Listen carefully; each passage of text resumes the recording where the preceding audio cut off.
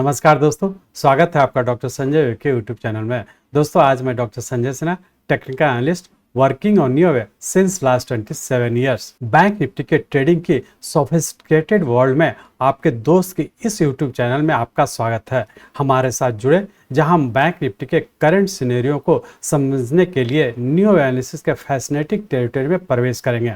हमारे पिछले 3-4 वीक से बैंक निफ्टी पर चल रहे यूट्यूब वीडियो में हमने निफ्टी एस्टॉनिशिंग वेज पर डिस्कशन की थी और उसके वेव मूवमेंट को कंप्लीटली डिकोड किया था, जिससे आपने बैंक निफ्टी के हर स्टेज को समझकर profit at every move with risk management कर पाए होंगे। हमने अपने 3-4 वीक्स पहले से यूट्यूब वीडियो में बताया था कि बैंक निफ्टी करेक्टिव फॉल में जा रहा है और बाद के वीडियो में न्यू एनालिसिस के किस रूल्स को फॉलो करते हुए बैंक निफ्टी ने करेक्टिव राइज का कंफर्मेशन दिया था। जो ट्रेडर्स और इन्वेस्टर हमारे वीडियो को सब्सक्राइब किए हैं और रेगुलरली फॉलो कर रहे हैं, उन्होंने बैंक निफ्टी के करेक्टिव फॉल और करेक्टिव राइज दोनों सिचुएशन में बम्पर प्रॉफिट बुक किया होगा। सही स्टॉप लॉस स्ट्रेटजी के साथ रिस्क मैनेजमेंट के सिग्निफिकेंस को समझे होंगे और अपने ट्रेडिंग और इन्वेस्टिंग को नए शिखर तक जरूर ले गए होंगे। इस एनालिसिस टेक्निक में महारत हासिल करके आप कॉम्पिटिटिव एज हासिल कर रहे होंगे। मार्केट के उतार चढ़ाव से डील करने के लिए अच्छी तरह से रेडी हो रहे होंगे। यहाँ आप लोग सीख रहे होंगे कि प्रॉपर स्टॉप लॉस लेवल कैसे एस्टेब्लिश करें और एक रॉबस्ट रिस्क मैनेजमेंट फ्रेमवर्क कैसे तैयार करें जो आपको संभावित लॉसेस से बचाएगा। नॉलेज का यह प्रैक्टिकल एप्लीकेशन पर्सपेक्टिव आपको बैंक निफ्टी के कंटेक्स्ट में ट्रेडिंग और इन्वेस्टिंग की फाइनल पॉइंट्स को बेहतर ढंग से समझने में मदद करेगा। हमारे वीडियो में बताए गए सभी टिप्स को समझदारी से अप्लाई करते हुए प्रॉफिट करना जारी रखें। तो बिना देरी किए और इन सभी चीज़ों को समझने के लिए चलिए हम लोग चलते हैं बैंक निफ्टी के रियल टाइम चार्ट पर। ये बैंक निफ्टी का हम लोग का डेली चार्ट है और इस डेली चार्ट में हम लोग देख रहे हैं कि हम लोग का 16 मार्च 2023 को हम लोग का बैंक निफ्टी का करेक्शन पूरा करके और यहाँ से हम लोग एक राइजिंग ट्रेंड में इंटर किए थे और राइजिंग ट्रेंड के तहत हम लोग का 21 जुलाई 2023 को हम लोग का एक इम्पल्स वेव कंप्लीट किया था और एक इम्पल्स वेव कंप्लीट करने का पुनः हम लोग 21 जुलाई 23 से हम लोग का करेक्शन में इंटर कर चुके थे और उस करेक्टिव फॉल के तहत हम लोग यहाँ पे देखे थे कि 21 जुलाई 2023 से लेकर के 16 अगस्त 2023 तक रफली 18 दिन का हम लोग का एक करेक्टिव फॉल था, जो कि हमारा यहाँ पे एक ए वेव कंप्लीट किया और उसके बाद यहाँ पे हम लोग देखे थे कि यहाँ पे हम लोग का पैटर्न कंफर्म नहीं किया था, जो ये इंडिकेट किया था कि यहाँ से जो राइज होगा वो भी करेक्टिव राइज के फॉर्म में ऊपर की ओर कंटिन्यू करेगा। और यहाँ पे हम लोग देखे कि करेक्टिव राइज के तहत बी पैटर्न के फॉर्म में हमारा 15 सितंबर 2023 को यहाँ पे कंप्लीट किया और कंप्लीट करने के बाद पुनः हम लोग यहाँ पे छोटे से टाइम फ्रेम में पैटर्न कंफर्म किया, जो इंडिकेट कर रहा है कि हम लोग सी वेव के फॉर्म में नीचे कंटिन्यू कर चुके हैं। इस तरह से हम लोग कह सकते हैं कि 16 मार्च 2023 से लेकर के 21 जुलाई 2023 तक हम लोग का एक इम्पल्स वेव का फॉर्मेशन हुआ और 21 जुलाई 2023 से लेकर के हम लोग का अभी पूरे करेक्शन में इंटर किए हुए हैं और करेक्शन के तहत यहाँ पे हम लोग देखें कि ए, बी और सी वेव में इंटर किए हैं, जो कि एक फ्लैट पैटर्न के फॉर्मेशन में। इस फ्लैट पैटर्न के फॉर्मेशन के तहत हम लोग का नीचे का ए और यहाँ से हम लोग देख रहे हैं कि इस ए वेव का 61.8% से ऊपर जा चुका है और यहाँ पे हम लोग देख पा रहे हैं कि रफली हम लोग का जो हाई है उसके पास जा चुका है, जो इंडिकेट कर रहा है कि हम लोग का ये करेक्टिव पैटर्न के तहत फ्लैट पैटर्न का हम लोग का ए, बी और फिर से सी वेव के फॉर्म में नीचे कंटिन्यू कर चुके हैं। अभी सी वेव के तहत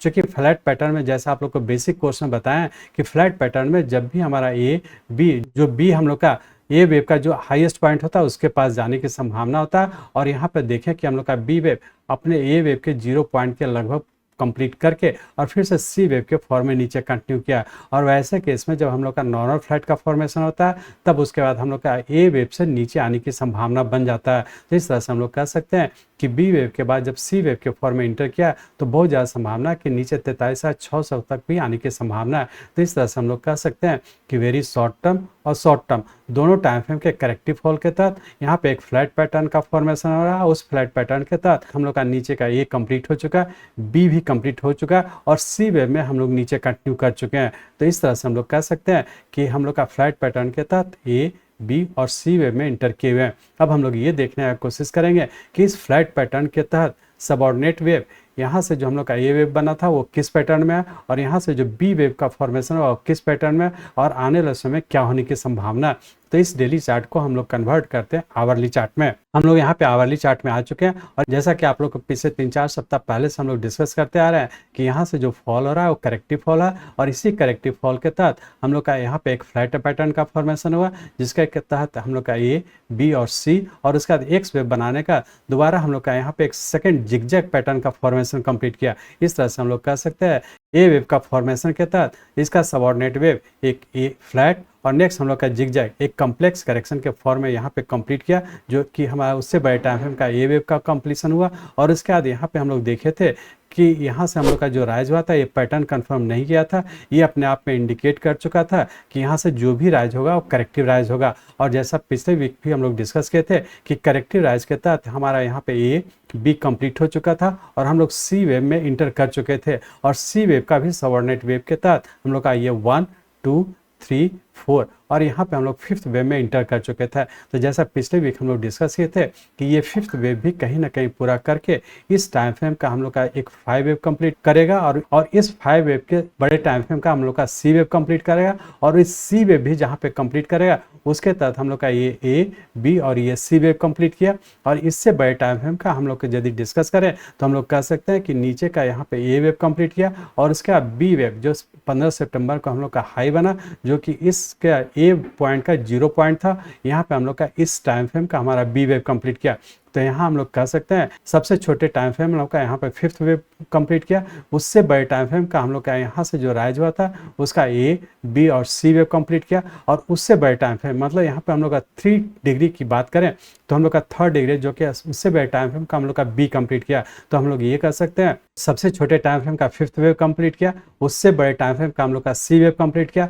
और उससे बड़े टाइम फ्रेम का हम लोग का यहाँ पे बी वेव कंप्लीट किया। और इस बड़े टाइम फ्रेम का बी वेव कंप्लीट करने के बाद जैसा पिछले वीक हम लोग डिस्कस किए थे कि हम लोग का बहुत छोटा सा स्टॉप लॉस था 45,800 का, जो कि हम लोग का पिछले दिन ब्रेक किया, जो इंडिकेट किया था जैसा पिछले वीडियो में भी डिस्कस किए थे कि यदि ये ब्रेक करता है तो हम लोग ये मान लेंगे कि हम लोग का फिफ्थ वेव कंप्लीट किया। और अकॉर्डिंगली हम लोग देख रहे थे कि हम लोग का यहाँ पे फिफ्थ वेव कंप्लीट करने का नेक्स्ट मंडे ट्यूसडे को ही हमारा 45,800 का ब्रेक किया। तो ये हम लोग का इंडिकेशन दे चुका था कि हम लोग का यहाँ पे सी वेव भी कंप्लीट किया, उससे बड़े टाइम फ्रेम का हम लोग का बी वेव भी कंप्लीट किया और इस बी वेव के तहत हम लोग यहाँ पे पैटर्न कंफर्म किया, जो इंडिकेट कर रहा है कि हम लोग सी वेव के फॉर्म में नीचे कंटिन्यू कर चुके हैं। और ये सी वेव बहुत ज़्यादा संभावना है कि इससे भी नीचे आने की संभावना है, जो कि 43,600 से भी नीचे आने की संभावना है। अब हम लोग ये देखने की कोशिश करेंगे कि आने वाले मंडे और ट्यूसडे को क्या होने की संभावना है, लेकिन उसके पहले ये चीज़ देख लें कि चूंकि यहाँ से जो हम लोग का फॉल हुआ वो किस पैटर्न में है, तो मंडे और ट्यूसडे को क्या होने की संभावना है और आने वाले पूरे वीक में क्या होने की संभावना है।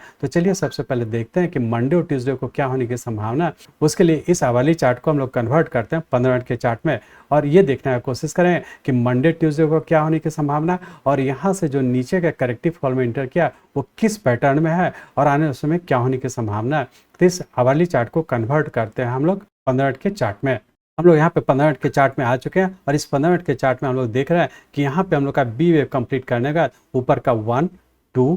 3 4 और यहाँ पे 5 वेव कंप्लीट किया और 5 वेव कंप्लीट करने के बाद उससे बड़े टाइम फ्रेम का हम लोग का सी वेव कंप्लीट किया और उससे भी बड़े टाइम फ्रेम का हम लोग का यहाँ पे बी वेव कंप्लीट किया। और बी वेव कंप्लीट करने के बाद यहाँ पे आप लोग देख रहे हैं यहाँ सबसे छोटे टाइम फ्रेम में हम लोग का यहाँ पे पैटर्न कन्फर्म किया था और ये इंडिकेट किया था कि हम लोग का नीचे का करेक्टिव फॉल में इंटर कर चुके हैं। अब इस करेक्टिव फॉल ये हमारा बी वेव के बाद का हम लोग का सी वेव का करेक्टिव फॉल में, जिसका कि बहुत ज़्यादा संभावना है कि 43,600 से नीचे आने की संभावना है। तो हम लोग वेरी शॉर्ट टर्म में क्या है तो नीचे का अभी कंटिन्यू है, जो कि सी वेव के फॉर्म में नीचे आएगा। उससे छोटे टाइम फ्रेम की बात करें तो हम लोग ये कह सकते हैं कि यहाँ से हम लोग का नीचे का 1 2 3 4 और फिफ्थ वेव में नीचे कहीं ना कहीं हम लोग का इस टाइम फ्रेम की बात करें तो कहीं ना कहीं हम लोग का 5 वेव कंप्लीट करके हो सकता है करेक्टिव राइज में रहने की संभावना है। तो इस छोटे टाइम फ्रेम में हो सकता है कि रेंज बाउंड रहे, लेकिन हर रेंज बाउंड में जब भी ऊपर जाता है हम लोग बाई किया तो ऊपर के लोगों को प्रॉफिट बुक करके एग्जिट हो जाने का ही कोशिश करेंगे, क्योंकि बहुत ज़्यादा संभावना है कि फिर से नीचे ही रहने की संभावना है।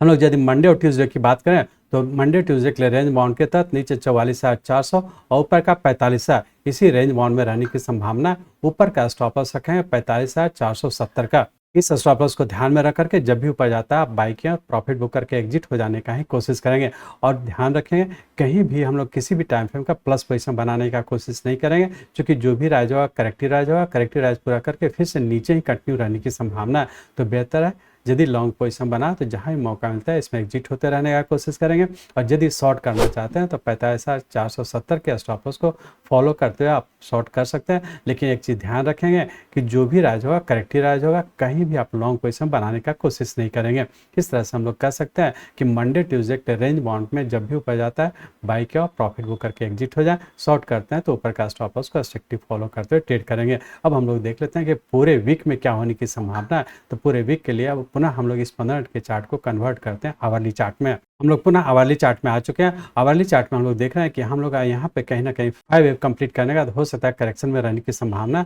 लेकिन करेक्टिव जो भी राइज होगा इस फॉल का करेक्टिव राइज होगा और करेक्टिव राइज करके फिर से नीचे ही कंटिन्यू रहने की संभावना है। पूरे वीक के लिए रेंज बाउंड के तहत हो सकता है कि ऊपर 45,200 और नीचे का हो सकता है कि 44,000, इसी रेंज बाउंड में रहने की संभावना। जब भी ऊपर जाता है आप बाई क्या प्रॉफिट बुक करके एग्जिट होने का ही कोशिश करेंगे। और पूरे वीक के लिए भी यदि स्टॉप लॉस की बात करें तो पूरे वीक के लिए हमारा स्टॉप लॉस होगा 46,300 का। इस स्टॉप लॉस को ध्यान में रख करके आप यदि शॉर्ट करते हैं और उसका जो टारगेट होगा 43,600 से नीचे आने का टारगेट है, तो आप रिस्क रिवार्ड रेशियो को फॉलो करते हुए आप ऊपर के लेवल पर यदि शॉर्ट करते हैं तो स्टॉप लॉस को फॉलो करें और नीचे का टारगेट 43,600 के टारगेट को ध्यान में रखेंगे। इस तरह से हम लोग कह सकते हैं कि यदि आप मंडे ट्यूसडे की बात करें तो उसके लिए स्टॉप लॉस अलग है, उसको ध्यान रखें 45,470 का। यदि पूरे वीक की बात करें तो ऊपर का स्टॉप लॉस है 46,300 का। तो रिस्क रिवार्ड रेशियो को फॉलो करते हुए आप ट्रेड करने का कोशिश करेंगे। मैं चाहता हूं मेरे जीवन का लक्ष्य है इस मार्केट में कोई भी लूजर ना हो। इसको आप सीखें, लोगों को सिखाएं, लोगों को मदद करिए। हमारे साथ जुड़े रहने के लिए, आज के वीडियो को ध्यानपूर्वक अटेंड करने के लिए, इसे दूसरों तक पहुंचाने के लिए आप सबका बहुत बहुत धन्यवाद। जय हिंद।